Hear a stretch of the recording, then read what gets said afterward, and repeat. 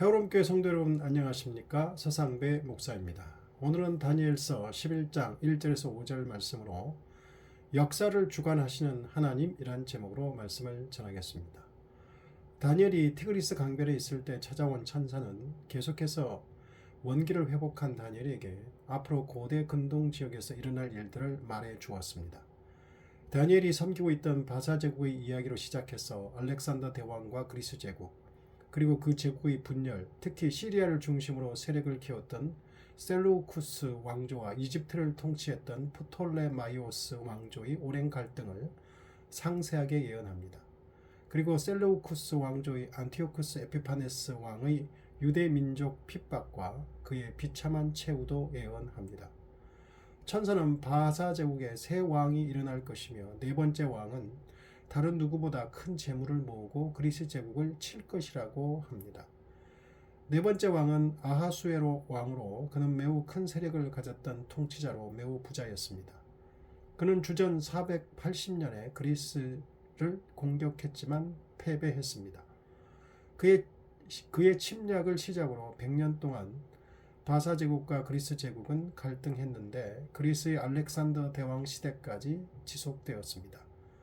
결국 바사 제국의 다리우스 3세는 알렉산더 대왕에게 나라를 빼앗기게 됩니다. 알렉산더는 주전 336년 20살에 마케도니아의 왕이 됩니다. 2년 후 바사 제국을 공략하기 시작하여 주전 331년에 정복을 합니다. 그는 10년 동안에 인도 국경까지 이르는 온 세계를 정복했습니다. 그러나 33살의 나이에 병으로 죽게 됩니다. 알렉산더가 이룬 그리스 제국은 그의 사후에 4등분되어 그의 장군들이 통치합니다. 4개의 나라들 중 가장 큰 세력을 과시한 두 나라는 이집트를 중심으로 한 프톨레마이오스 왕조와 시리아를 중심으로 한 셀레우쿠스 왕조였습니다. 천사는 다니엘 11장 5절에서 20절까지 알렉산더의 죽음 이후부터 셀레우쿠스 왕조의 안티오쿠스 4세 통치가 시작될 때까지 이 두 왕조들이 겪게 될 지속적인 갈등을 요약하여 예언하여 주었습니다.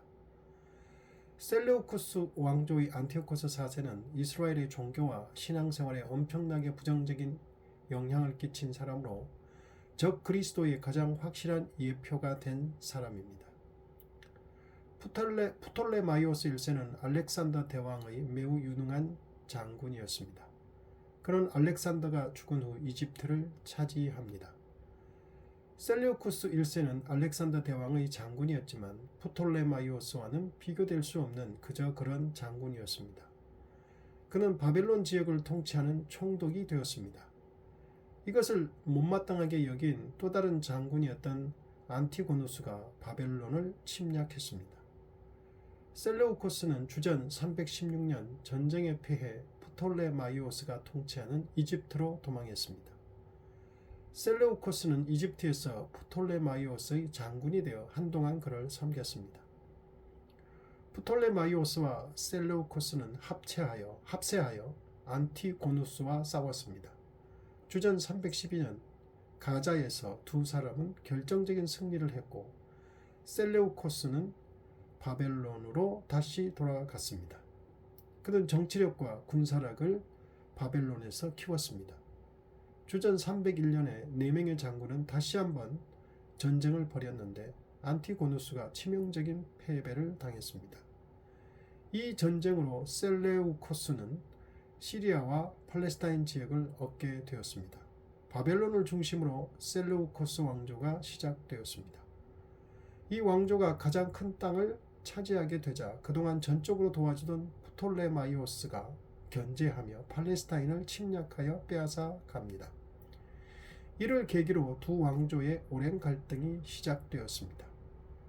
두 사람 사이의 갈등은 대를 이어서 후손들 사이에서 지속되었습니다. 그러다가 대를 이어 왕이 된 프톨레마이오스 2세는 셀레우코스 손자인 안티오코스 2세와 주전 250년에 평화 협상을 체결합니다. 그런데 평화 협상의 조건 가운데 중요한 것이 프톨레마이오스 2세의 딸인 베레니스와 안티오코스 2세가 결혼하고 두 사람이 낳은 아들이 안티오코스 2세의 대를 이어 왕이 되는 것이었습니다. 그러나 안티오코스 2세는 라오디스라는 여자와 이미 결혼한 상태였기에 이혼을 해야만 했습니다.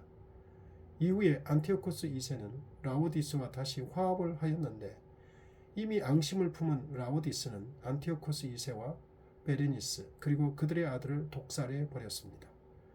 막강한 힘을 지닌 라오디스는 자신의 아들 셀레우코스 2세가 성인이 될 때까지 섭정을 했습니다. 이것이 천사가 다니엘에게 예언한 두 집안의 갈등을 요약한 내용입니다. 이때는 바사제국의 고레스가 통치하던 때입니다. 그 이후에 천사의 예언은 고대 근동에서 그대로 이루어져 실제 고대 근동의 역사가 되었습니다. 많은 자유주의 신학자들이 다니엘서에 기재된 예언의 내용이 너무도 구체적이고 세부적이라 해서 다니엘서는 이미 일어난 일을 마치 미래에 일어날 일인 것처럼 묘사했을 뿐이라고 주장하는 가장 큰 근거가 큰 근거로 되는 것이 이 부분이기도 합니다.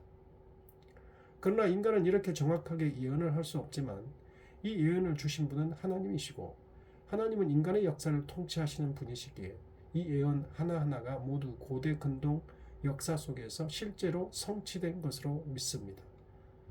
전지전능하신 하나님께서 미래에 대한 계시를 주셨고 주신 예언대로 역사를 주관하신 것입니다. 기도하겠습니다. 하나님 아버지, 천지를 창조하시고 내버려 두신 것이 아니라 우리를 구원하시고 통치하시는 하나님이신 줄로 믿습니다.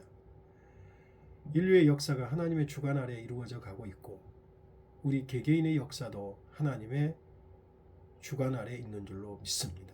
하나님이 우리를 통치하심을 믿고 삽니다.